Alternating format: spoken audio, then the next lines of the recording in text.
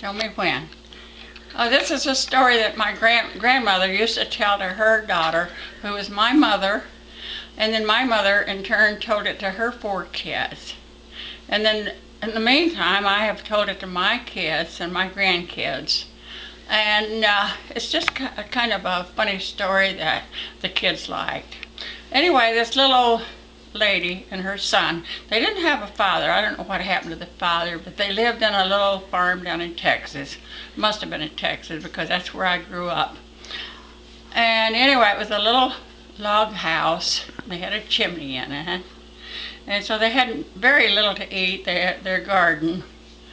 So they working in that garden every day, but they had greens to eat, so they'd cook the greens.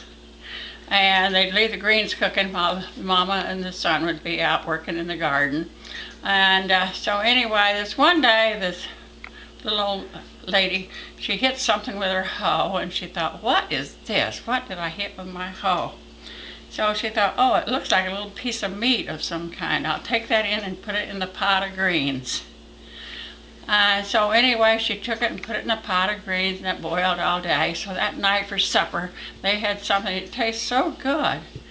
And the little boy said, looks like a toe, Mama. He said, we put a toe in this greens, and we've been boiling that, we've been eating that. So later that night, they went to bed, and they heard that scratching on the door and on the window. Couldn't figure out what it was. Oh, it just kept on scratching and scratching. So finally, the mother got up, went to the door and opened the door. She just peeked out a little bit. She saw this bear standing there.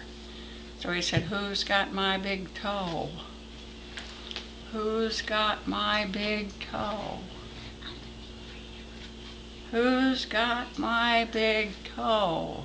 You got my big toe.